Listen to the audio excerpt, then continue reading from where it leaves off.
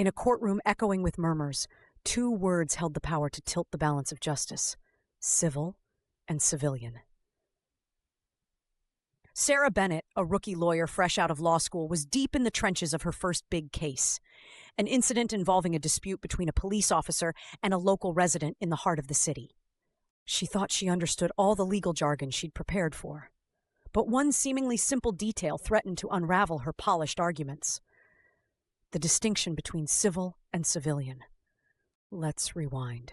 Months ago, Sarah had pored over every detail of the case. The disagreement happened during a protest, a civilian blocking an officer's path, and the situation somehow devolving into a heated confrontation. There were property damages, accusations of misconduct, and questions of legality.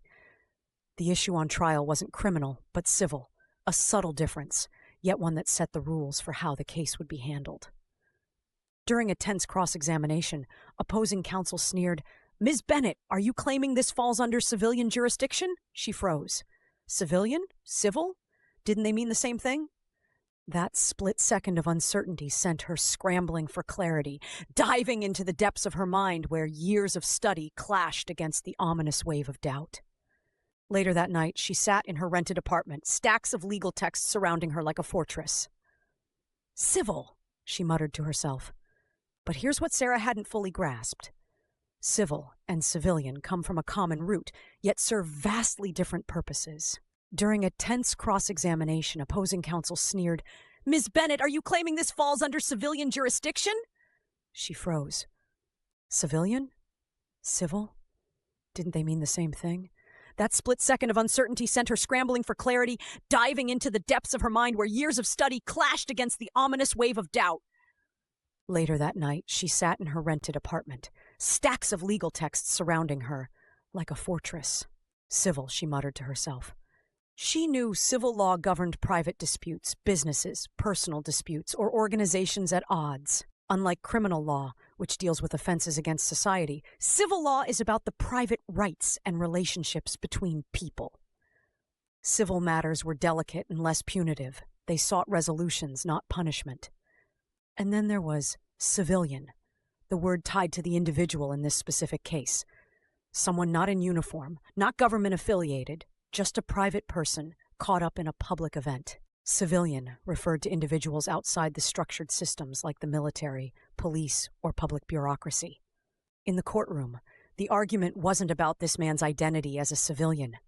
It was about the civil nature of the law being applied. That's what Sarah realized. The two terms intersected in guiding her case, but they weren't interchangeable. While civil represented the law itself, civilian described the people most affected by it. Armed with this understanding, Sarah returned to the courtroom the next day, sharp as steel. "Your Honor," she began, "this is not about the civilian jurisdiction, as my learned colleague suggests. This is a civil matter governed by the frameworks that protect individual rights. The law recognizes this distinction clearly, and so must we." Her voice was steady, her confidence unwavering.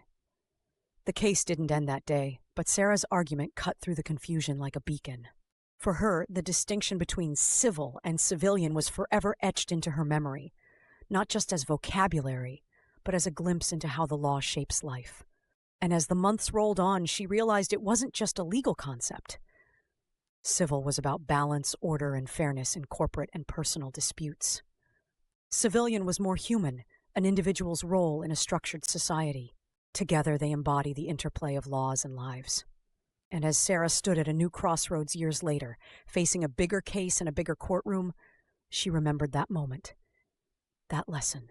In law, in language, and in life, even the smallest distinctions can carry weight beyond measure. Those lessons, etched in her memory, guided her onward, ready to confront whatever lay ahead with clarity and purpose.